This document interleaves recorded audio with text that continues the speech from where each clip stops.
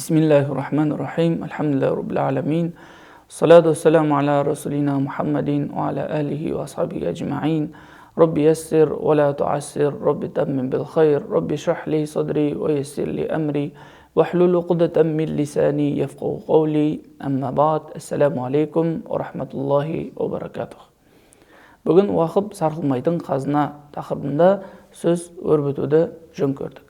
Алла тағала қасиетті Құран кәрімде Бақара сүресінің 267 аятында: «Ей иман келтіргендер, сендерге берілген ризықтың ең жақсысынан, өздерін жасайтын кәсіптерден және жерден шығатын өнімдердің ең жақсысынан Алла жолында жұмсаңдар» дейді. Және пайғамбарымыз да Мұхаммед Мұстафа саллаллаху алейхи вассалам адам өмірден өткеннен кейін оның барлық амалдар тоқтайды, тек мына үш нәрседен ғана амал тоқтамайтындығын айтты. Ол қандай амал десек, оның біріншісі садақа жария деді. Яғни тоқтамайтын, сауабы үзілмейтін садақа. Ол уақып әрине. Одан кейінгі екінші пайғамбарымыздың айтқаны салихалы ұрпақ, және сол салихалы ұрпағы оған дұға етсе, ол да оған тоқтаусыз сауаптар алып келеді. Үшінші пайдалы ілім.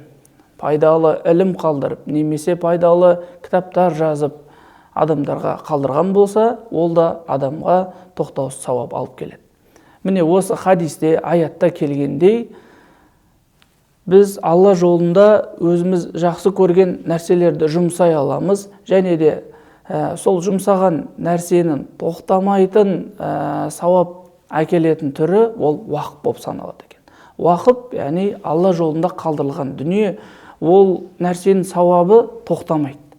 Сіз ол нәрсені бір рет бересіз, бір рет Алла жолында жұмсайсыз, немесе бір рет мешіт соғасыз, бір рет медресе соғасыз, кітап қалдырасыз, немесе бір ілім жолында жүрген шәкірттің оқу ақысын төлеп, оның ілім алуына бір бағыт беріп, сол жолда сіз дүниеңізді жұмсасаңыз, сол қалдырылған дүниеңіз сізге ақыретке дейін сауаптар барып тұрады.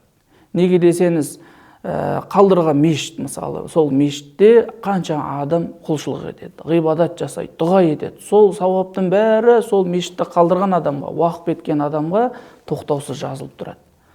Сол секілді бір адам медресе соқса, кітаптар қалдырса, сол кітаптар ескіріп, жоқ болып кеткенге дейін, медреседегі шәкірттерден ұстаздар шығып, тәлім алған шәкірттер шығып, сол ілім жалғасуда болса, сол сауапта тоқтамайды екен.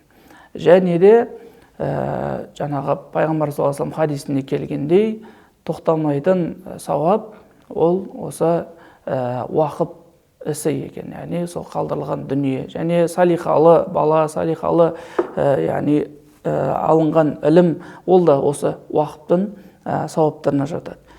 Енді пайғамбарымыз және де тағы да айтқан бір сөзі бар: «Хойрун наси анфаухум линнаси». Адамдардың ең жақсысы көп адамға пайдалы болғаны дейді.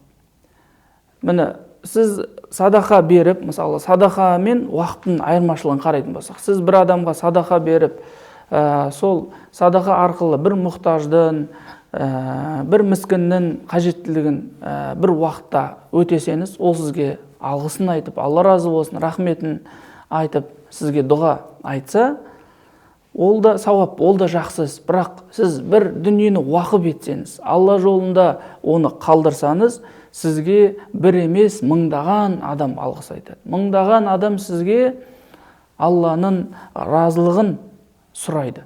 Сол үшін бұл уақып ісі өте үлкен амал болып саналады.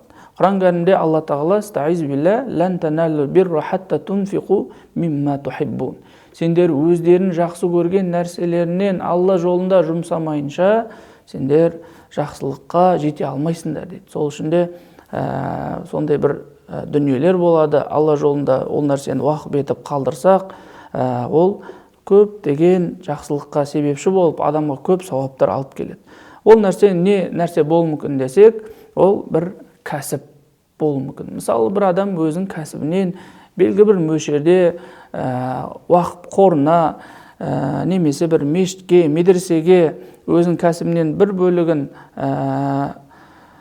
салып тұратын болса, ол адамға сол мешіттің, медресенің ішіндегі бүкіл сауапты істері оған жазылып тұрады.